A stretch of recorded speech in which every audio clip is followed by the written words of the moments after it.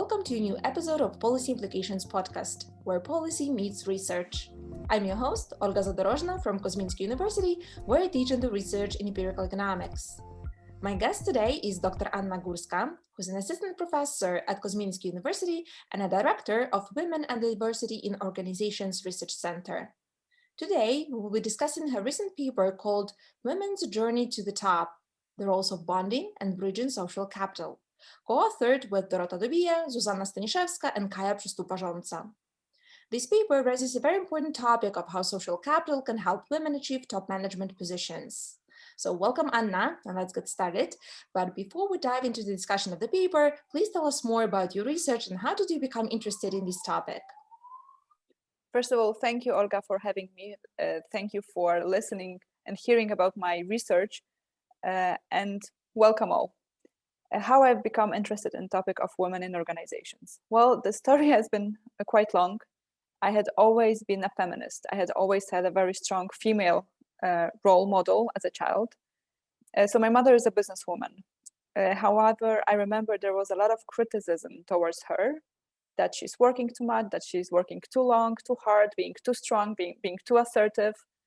And when I was growing up, I started to notice those, well, not so really subtle inequalities of how women are treated, how women are evaluated differently than men when we talk about strong top managerial positions. So, of course, I was a subject of the stereotypes as well, in a completely different level, different context, but still. So when I went to the university, I found out that there are a lot of research connected with this topic. However, the majority of research was conducted in Western Europe, in USA. The studies conducted in Poland or in general in CEE region was in most cases in native language of researchers. So when I started my PhD, together with Professor Dobija, we decided that we want to change that we want to make a research center that will be dedicated for researching women in organizations from Poland, but it will be published in top scholarly outlets and international journals. And this is how it all started. And the topic of social capital is something that we were also both interested in. I remember came across this article from Norway of how men and women build social capital. And we thought, nobody has done it in Poland, nobody has done it in Central and Eastern Europe, but we want to make it a bit differently because we didn't do a comparative analysis. We wanted to specifically look at oral histories of women, specifically look only at women on how they build the social capital and how it helps them in reaching top managerial positions. That's very interesting. And so in your paper, you do look at this social capital, and how do you define it? Mm-hmm. So social capital, in majority of research, they use Pierre Bourdieu's understanding of social capital, who understands social capital as a sum of resources, networks, and actually the size of the network. But what we found in our research is that not really the size of the network matters, but the type of the network. So we considered Putnam's theory. Robert Putnam is a great sociologist who distinguished between bonding social capital and bridging social capital.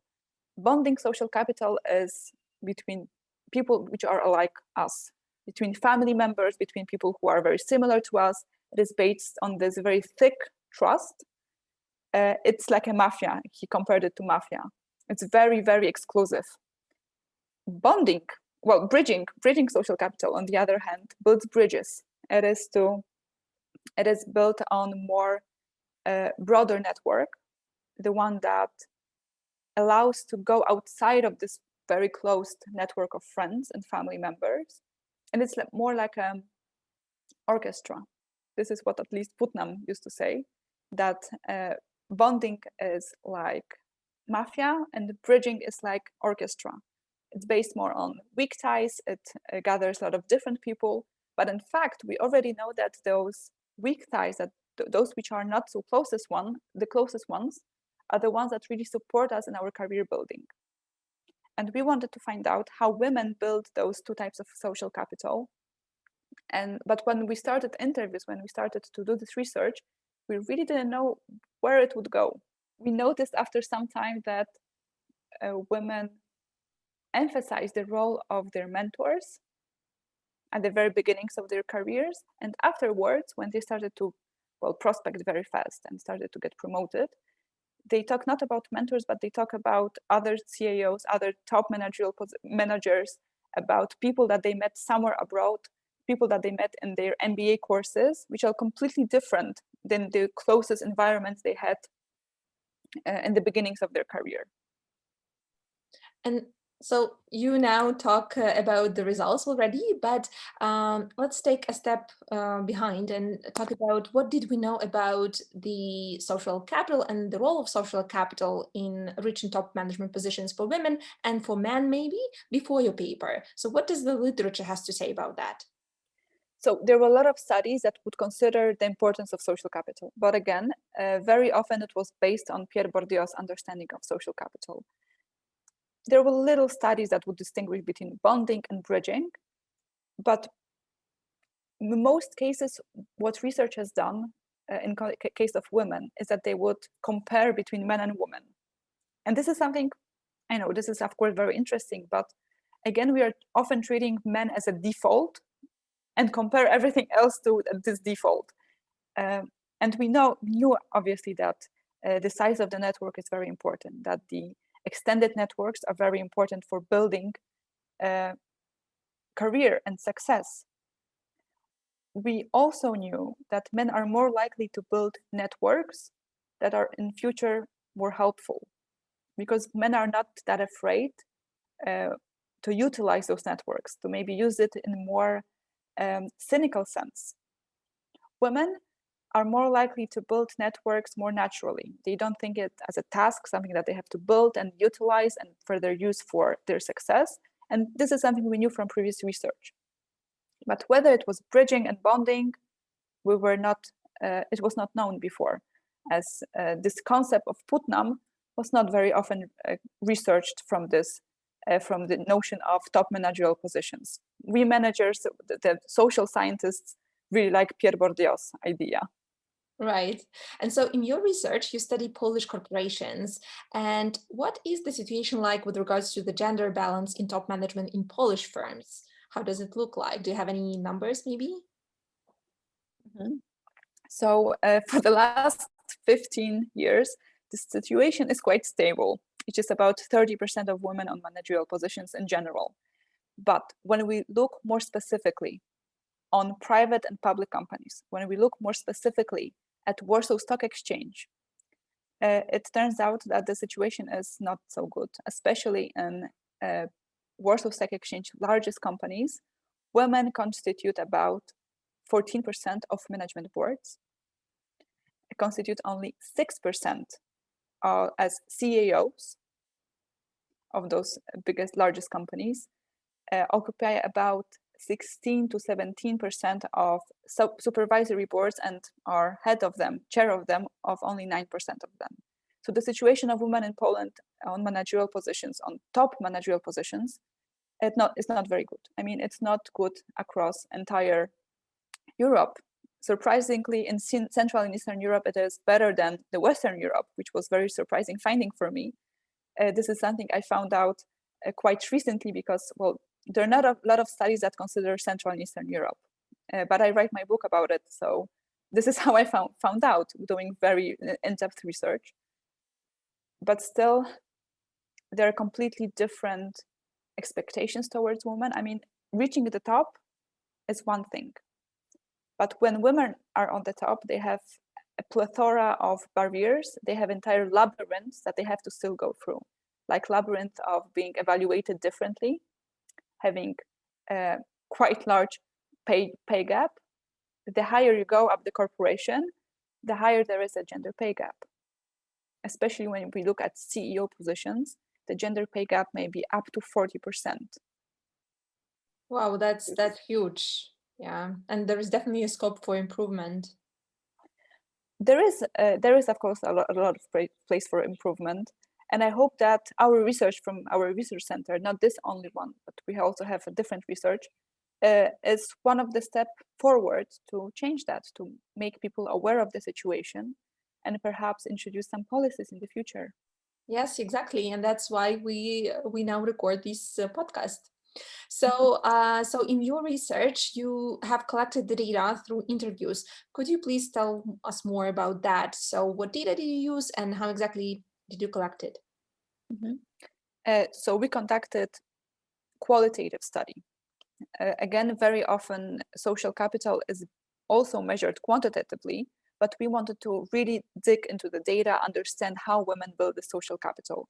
So we conducted 30 interviews with women on board of directors, CEOs, other executives, managers on top managerial positions. And we spoke with them for about 40 to 90 minutes, but it was very personal, in-depth stories of their lives, stories of their success, stories of their barriers that they had, stories of their families, how they were brought up, what values they had.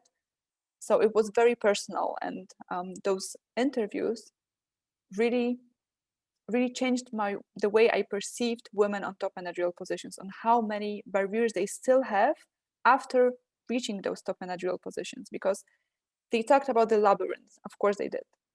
But even if they are on the top, still there are a lot of situations when they don't feel appreciated, they don't feel heard, even as members of board of directors.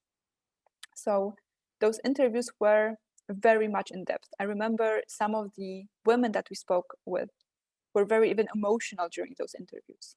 And this is characteristic of those qualitative studies, that they are to go very much in depth, to understand the core of the situation, to understand what is behind the surface. And I don't think any other study would allow us to go that deep. Certainly not quantitative studies. They would not allow us to have such a comprehensive and in-depth understanding of their lives. Right. And so what are the results? What factors help women achieve the top management roles? And do you think they are the same for men, or at least similar for men? With no regard to gender, I believe that extended network, this bridging network of social capital, is very important. And our study distinguished and showcased how those two different types of capital are built and used across different life stages. So definitely what we saw is that women at the beginning of their careers, in their first jobs, and then when they are in middle of their career development, they focused very much on building this close, thick relationship based on bonding capital. Women said that they didn't even think about building those bridging networks, as they thought, this is my role to work here as a manager. I'm supposed to give value to the company and not go out to breakfast and lunches and dinners with my friends. This is not my role. And only after they had great success, they reached top managerial positions, they had started to their career started to develop on very fast pace. They started to notice this importance of bridging social capital, building more extended networks outside of their closest friends and families of people alike. And they started to build it in a very conscious manner, in a way that they understood that it can be helpful for them. And indeed, it was very helpful. What was a breaking point in their careers was their MBA studies and their going abroad. So we called it external shocks, when they were taken out of their normal circumstances, from their homes, from their normal lives and families, and put somewhere completely different. And this is also the time they started to build those extended networks, which turned out to be very, very valuable. Yes. And so in your results, in your paper, what policy implications do you find? Is there a recipe for success for women? Is it, going for an MBA, going abroad, or maybe something else? So our results can be for organizations, for policymakers, and as well for women themselves. Let me start with women. I think this is the most important for at least for me it is. Women should build capital, should not be afraid to build this capital in a way that can be helpful for them, should not be afraid to participate in networking sessions, should not be afraid to say out loudly that they are trying to make a new contact which may result in their future career. Men are not afraid to say that. Women, for some reason, still are not very much into this. So there are a lot of networks dedicated for women. In Poland, there is Sukces Pisany Szminką, there is Sieć Przedsiębiorczych Kobiet. And those networks really help out to reach outside of our closest friends and families. These are the networks which may be very helpful. Sometime in the future, you never know when such network can be helpful. So my recommendation for women is to build social capital, to participate in those networking sessions, participate in those banquets, going out to golf courses, going out to dinners and breakfasts and so on. These are really helpful. I remember women were saying, look, I know this is important, but I don't have time. I have children. I have other home duties. I cannot just do it. So finding and having a partnership which is very equal and very supportive is also very important. So recommendations for those would be, leave your kids with your partner, don't be afraid to go out and build some social capital. On the organizational level, we definitely need to build equal opportunities for all. Mentoring sessions, mentoring programs are very important.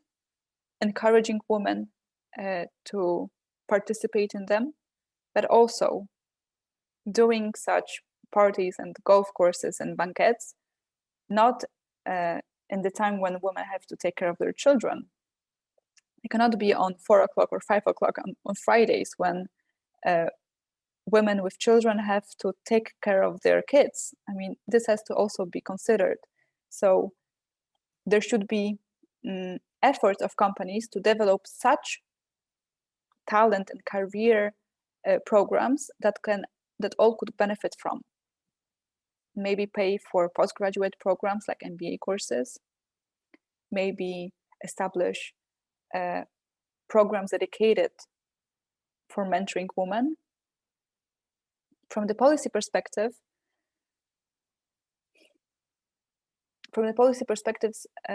well, I'm a big fan of quotas. I think that that without quotas we don't have time to reach real equality. Countries like Italy, like Scandinavian countries, really benefited from them, and I believe that the best talents can be chosen only when we look from the entire pool of talents. And if we know already that social capital is very important for career development, we also know from other research that men are more likely to build a social capital in a cynical manner and to utilize it afterwards. Why not build also national programs dedicated for mentors? Why not support NGOs and activists that support women in such organizations? Exactly. Well, that was such an inspiring discussion, and thank you very much for those for the advice that you gave and for your research, because I think that's what women need, to hear those things and to hear those tips. And plus, they are that they are the subject of a research, so it's not just someone's experience; it's something that has been shown and done in the research. So thank you very much, Anna. It was really an interesting and inspiring discussion, and I hope we will see more and more papers from you like that. Thank you.